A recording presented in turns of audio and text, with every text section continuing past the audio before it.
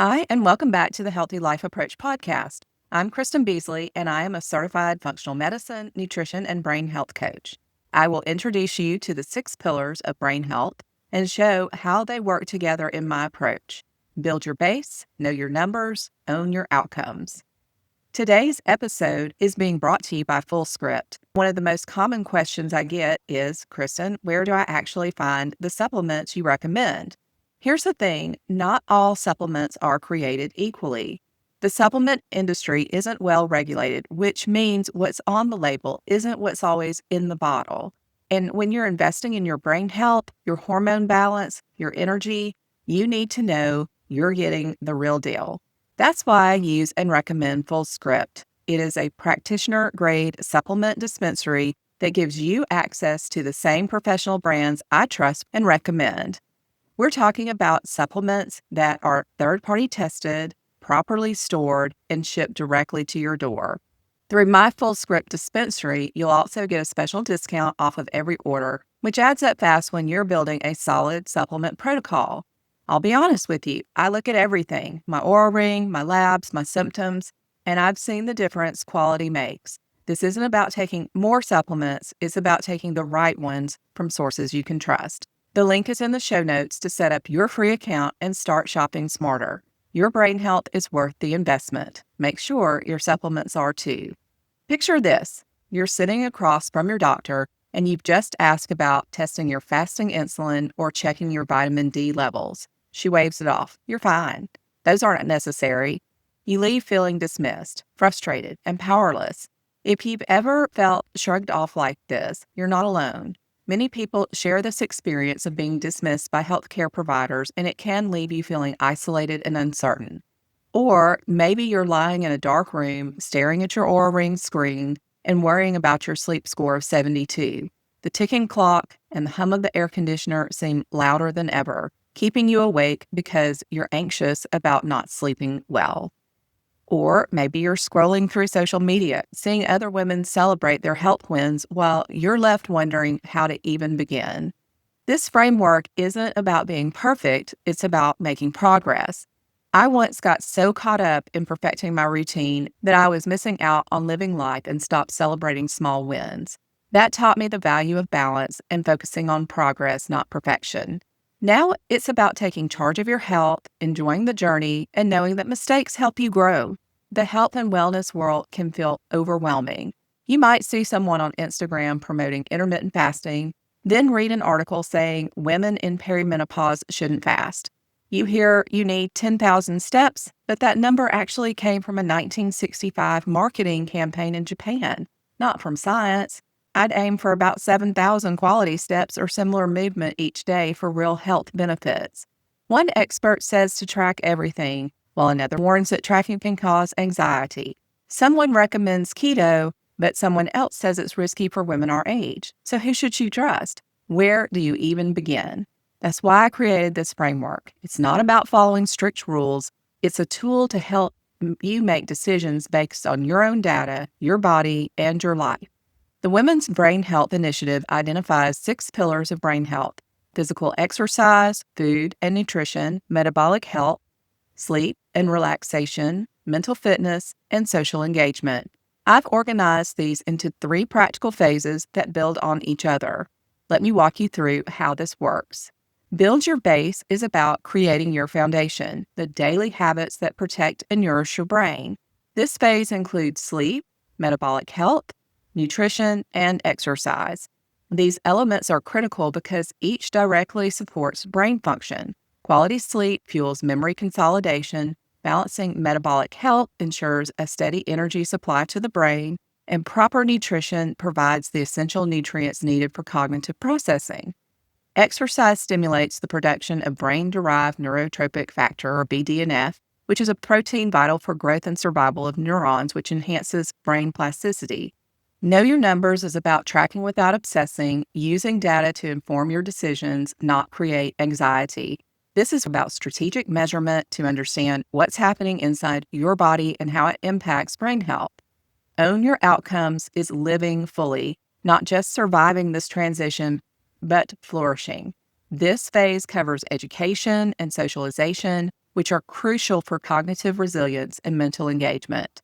Each phase builds on the previous one. You can't track what matters if you haven't established baseline habits, and you can't advocate for yourself effectively if you don't understand what's happening in your body. So let's break down each phase. Phase 1, build your base. The first phase is about establishing foundational habits that protect your brain. Think of it like building a house. You wouldn't start with paint colors or furniture. You'd start with the foundation, the framing, the roof, the things that keep the house standing. Your brain health foundation has 3 non-negotiables: sleep, metabolic health, and movement. I put sleep first for a reason. During sleep, your brain activates what is called the glymphatic system, your brain's nighttime cleaning crew. This system clears cellular waste, including beta amyloid, the protein that accumulates in Alzheimer's disease.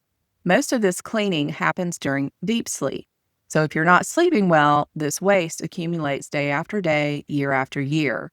Sleep is also when your brain consolidates memories, processes emotions, and repairs itself. Rest is deeply active, essential work. Sleep quality matters more than sleep quantity. 7 hours of solid, restorative sleep beats 9 hours of tossing and turning. Remember this simple mantra: 7 solid beats 9 restless. In next week's episode, I'm going to share my father's story about REM sleep behavior disorder, which can be an early warning sign of Lewy body dementia that we didn't recognize or know about at the time. We'll dive deep into sleep stages, circadian rhythms, and practical strategies that don't require obsessing over your sleep score. For now, here's your build your base action for sleep. Get morning sunlight in your eyes within 30 to 60 minutes of waking. No sunglasses, just 10 minutes outside. This resets your circadian rhythm and helps your body produce melatonin at the right time that night. You can also purchase a light box therapy designed to mimic natural sunlight. One of my favorites that I use every morning is called Soul Shine, and I'll link it in the show notes. Alzheimer's disease is increasingly being called type 3 diabetes. Your brain uses about 20% of your daily glucose, making it an energy hog. But if you're insulin resistant, your brain cells can't use that glucose efficiently for energy. Imagine it's like a smartphone stuck in low power mode where the screen dims and functions slow down to conserve energy.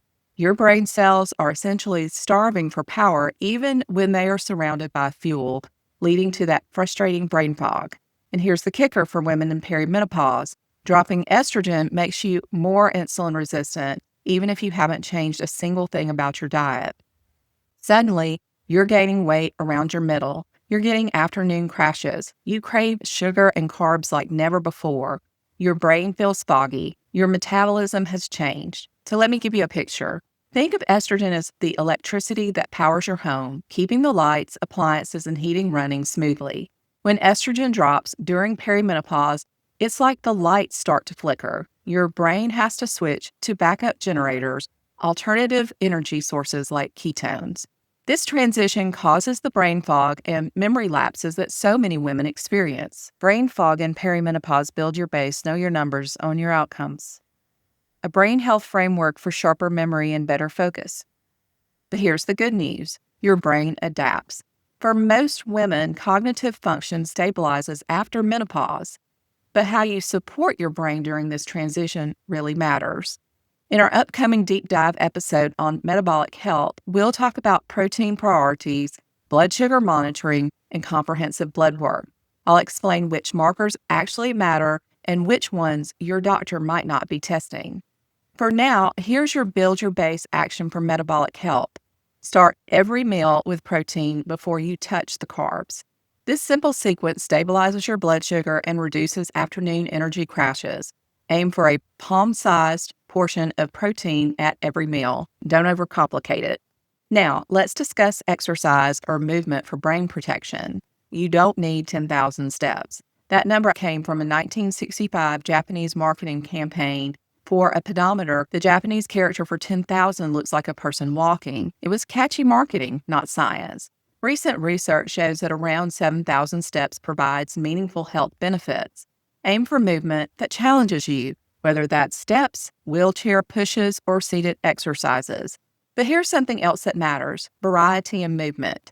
Your brain benefits from balance work, strength training, and mind-body practices like yoga or Tai Chi. A 2025 meta-analysis found that these practices improve sleep quality and reduce anxiety, depression, and fatigue in perimenopausal and postmenopausal women. Here's why strength training is crucial. It boosts BDNF, brain-derived neurotrophic factor. Scientists call it fertilizer for the brain. It helps grow new brain cells and protect existing ones. Balance matters too. Research shows that the ability to stand on one foot for 10 seconds is one of the best predictors of longevity. It's a simple test that tells you a lot about your overall physical function. In our movement episode, we'll talk about the science of exercise and brain health, how to build sustainable movement habits, and why consistency beats intensity for long-term brain protection. For now, here's your Build Your Base action for movement. Test your baseline stability. This could be standing on one foot to see if you can do it for 10 seconds unassisted. Or if you use a wheelchair for mobility, it could be reaching to the side while seated and noting how far you can reach safely. If you can't do 10 seconds yet, that's okay. That's your baseline. Practice daily and you'll improve. This isn't about perfection, it's about awareness and progress. Movement is about what your body can do, not what it can't. The brain benefits come from challenge and novelty relative to your baseline, not someone else's. Now let's talk about adaptive movement strategies that you can discuss how to safely do with your physician, physical therapist, or trainer. For people who use wheelchairs for mobility, you can do upper body strength training with resistance bands, hand weights, wheelchair push variations, chair yoga or adaptive yoga, seated Tai Chi or Qigong, swimming or water aerobics because buoyancy reduces joint stress, wheelchair sports like basketball, racing, or tennis. For limited mobility or balance issues, seated exercise with ankle weights, resistant band work while sitting, counter-supported movements, aquatic therapy, recumbent bike or hand cycle. For balance adaptations, you can do seated balance work, reaching exercises or weight shifts, supported standing with counter chair. Measure your progress by can you reach further, hold longer, need less support over time. According to research, physical exercise can significantly boost brain-derived neurotrophic factor or BDNF levels, with the increase being related to the effort put forth rather than the specific type of movement. This means that whether someone is using a wheelchair doing resistance training or performing squats, both can receive similar brain fertilizer benefits when exercising at an intensity that challenges their individual capacity. The real metric is, are you moving more than yesterday? That's progress. Phase 2 is know your numbers. Once you've built your foundation, the second phase is about measurement. But here's the critical part. We are tracking to inform, not to obsess. I need to give you a warning here. I've seen too many women turn health tracking into another source of stress, myself included. There's actually a term for this in the sleep world called orthosomnia, or the obsession to achieve perfect sleep scores. Another term in the nutrition space is orthorexia. Worrying about your sleep score keeps you awake. Stressing about your heart rate makes it go up. Watching your continuous glucose monitor rise and you decide to eliminate that food rather than to reverse engineer what happened. But what if we viewed these spikes and changes not as failures, but as data, breadcrumbs to investigate further? Instead of seeing health metrics as stressors, let them spark curiosity about what your body is telling you. This shift from judgment to investigation can transform the way we engage with our health. When I say know your numbers, I'm talking about strategic measurement, not obsessive tracking. Let me share what I call the hierarchy of metrics. Most people get this backwards. Tier 1 is comprehensive blood work. Early detection of insulin resistance can significantly alter long-term health outcomes, making it a crucial first step in proactive health management. This is your foundation. Fasting glucose, fasting insulin, A1C, lipid panels, inflammatory markers like hsCRP, thyroid function, vitamin D, and sex hormones. These tell you what's actually happening at the cellular level inside your body. A sleep score tells you that you had 45 minutes of deep sleep, but it doesn't tell you why. Comprehensive blood work might reveal that your vitamin D is critically low. your ferritin is low, or your thyroid is underactive, all of which affects sleep quality. Now you have actionable information, not just data. That's why I use and recommend Function Health. You can pay an annual fee for your lab work, which includes 100 biomarkers and allows you to recheck 60 of them later in that year. You'll be able to track trends in your biomarkers, including whether they are improving. Start with awareness, not devices. How do you feel when you wake up? Refreshed or groggy? What's your energy like at 3 o'clock in the afternoon? Steady or crashing? Can you think clearly during afternoon meetings, or does your brain feel sluggish? How's your mood throughout the day? Stable or all over the place? These subjective observations are real data. They're free and they're available right now. More and more clinicians are recognizing the importance of patient-reported outcomes in research, affirming that your own insights can be as valuable as any wearable technology. How you feel often tells you more than your fitness tracker does, reinforcing the legitimacy of your intuition as powerful evidence. When you start noticing patterns in how you feel, that's when strategic tracking becomes useful. Maybe you notice that you sleep better on nights when you've had morning sunlight. A report from Public Health Nutrition notes that skipping meals can lower your overall energy intake, but it may also reduce diet quality, which could impact your health over time. So if you notice energy crashes and realize you've been skipping protein at lunch, it's something you can now observe and track. In our measurement episode, we'll go deep into which biomarkers matter most for women in perimenopause, how to advocate for comprehensive testing, and how to use wearable data wisely without becoming obsessive. For now, here's your Know Your Numbers action. Keep a simple daily check-in for 1 week. Rate 3 things on a scale of 1 to 10: sleep quality, energy level, and mental clarity. Noticing these patterns can help you track changes. Recent research shows that exercise may improve sleep quality for women in perimenopause. Don't judge yourself, just observe. This practice alone can give you incredible insights into what affects your brain function, and it costs nothing.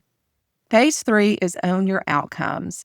The third phase is where everything comes together. This is about taking what you've built and measured and using it to advocate for yourself and live fully. Now, this phase has 2 critical components: education and socialization. The first is empower through education. For too long, women have been dismissed during perimenopause. Symptoms are minimized. Cognitive concerns are brushed off as just stress or normal aging. Research shows that concerns about cognitive changes during perimenopause are often ignored by healthcare providers, even though science confirms real differences in cognitive function during this transition. You deserve better. You deserve to know why estrogen matters for your brain, what the research says about hormone therapy timing, how modifiable risk factors impact your cognitive future, and when to seek help versus when to wait and see. Here's what I learned during my 25 years in rehabilitation services. People who understand their own situation and have the tools to advocate for themselves get better outcomes. When that doctor refused to order simple blood tests, I realized I wasn't a partner in my healthcare. I was just a patient being managed. That changed when I started educating myself. I learned which tests to request and why they matter. I learned how to interpret my results in context.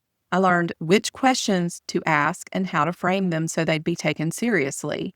That's what this podcast is about, giving you that education. Research suggests that up to 40% of dementia cases may be preventable through diet and lifestyle modifications. Here's what I want you to understand about perimenopause and your brain. The brain fog is usually temporary because your brain does adapt, and you have every right to ask your healthcare provider questions and expect real answers. In our education-focused episodes, we'll cover everything from how to understand your lab results, to understanding hormone therapy research, to recognizing when symptoms warrant specialist consultation. For now, here's your Own Your Outcomes action for education. Write down 1 question about your brain health or perimenopause symptoms. Bring it to your next healthcare appointment and expect a real answer. If you don't get one, that's information too about whether this provider is the right fit for you. Let's discuss socialization as brain health. This final pillar might surprise some people, but research is detailed. Social connection is essential for brain health. Loneliness and social isolation are significant risk factors for cognitive decline. Studies show that social isolation increases dementia risk by about 50%, similar to the risk from high blood pressure or physical inactivity. According to the Washington Post, many women notice their social circles get smaller during perimenopause and postmenopause, partly because their children move out, careers wind down, friends move away or get busy. This is exactly when we need the connection the most. Social interaction is cognitively demanding in the best way possible. When you're having a meaningful conversation, your brain is reading facial expressions, interpreting tone, processing information, retrieving memories, and regulating emotions, all simultaneously. It's an exercise for your brain. We're going to dedicate an entire episode to socialization and brain health, covering quality versus quantity of relationships, how to build community even if you're an introvert, strategies for maintaining connections during brain fog, and why meaningful conversation is actually cognitive training. Here's your Own Your Outcomes action for socialization. Reach out to one person this week. Send a text, make a phone call, or schedule a coffee date. Social connection isn't selfish. It is brain health. Let me show you how these three phases work together with an example. Our example is Sarah. She's 51. She's in perimenopause. She's been experiencing afternoon brain fog, weight gain around her middle, and she's worried about her memory. Sarah starts with morning sunlight exposure, 10 minutes outside with her coffee each morning.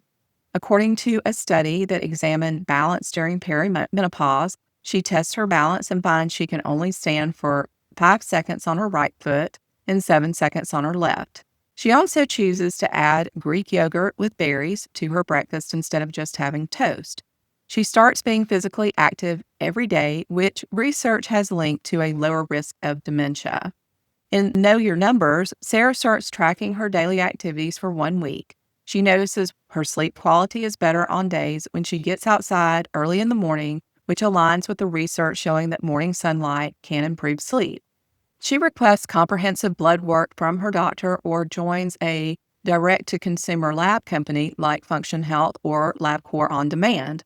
Her fasting insulin is elevated, confirming insulin resistance. Now she has the data to work with, not just symptoms to worry about.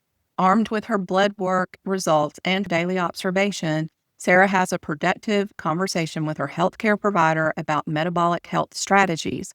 She starts taking weekly walks with an old friend, combining movement with social connection. 6 months later, Sarah's energy is more stable. Her balance has improved to 10 seconds on both feet. Her brain fog has decreased significantly. Her fasting insulin is coming down. But more than the numbers, Sarah feels empowered. She knows her body. She knows what works for her. She is the CEO of her own health. That's what Build Your Base, Know Your Numbers, and Own Your Outcomes looks like in practice. Small actions done regularly lead to big results over time. Each small action you take can offer immediate rewards. For instance, getting morning sunlight can sharpen your focus by 3 p.m. A high-protein diet can stabilize your energy throughout the afternoon. These instant benefits keep you motivated on your journey to better brain health. Each day you prioritize sleep, you're clearing brain waste and strengthening memories. When you stabilize blood sugar, you're protecting brain cells from inflammation. Moving your body stimulates the growth of new brain cells through BDNF. Tracking progress teaches you about your own patterns.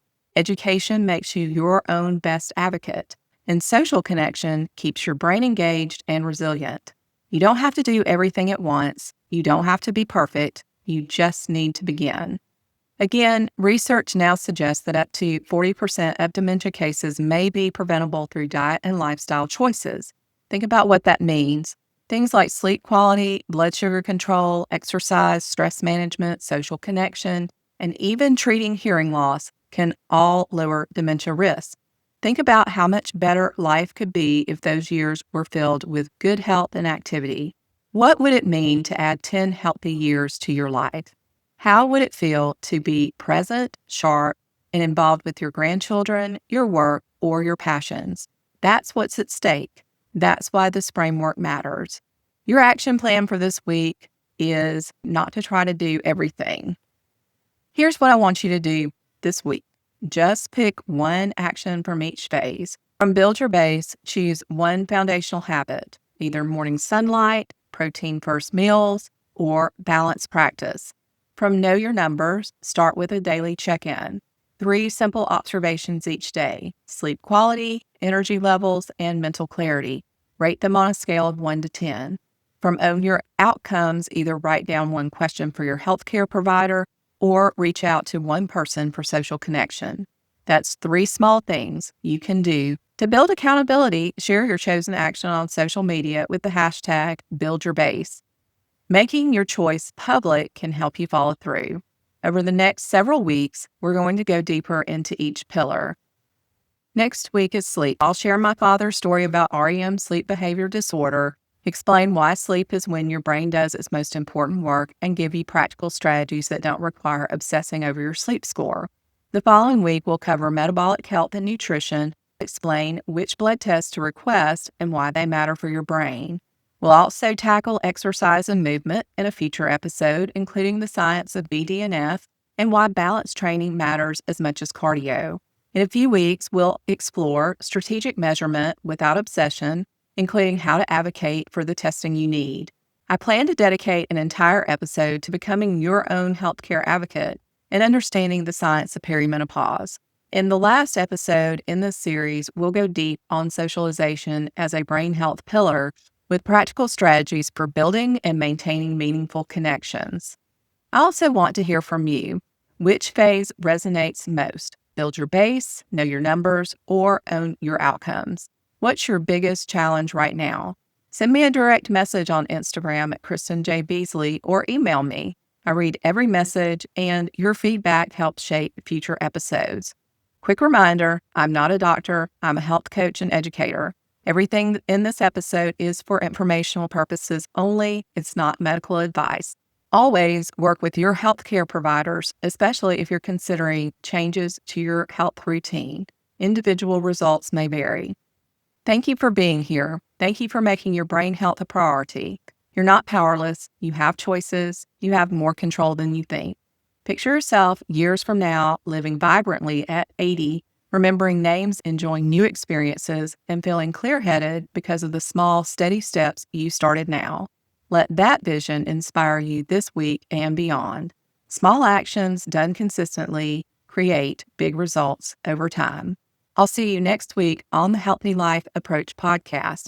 Please subscribe and share this episode with someone you love. Take care of your beautiful brain.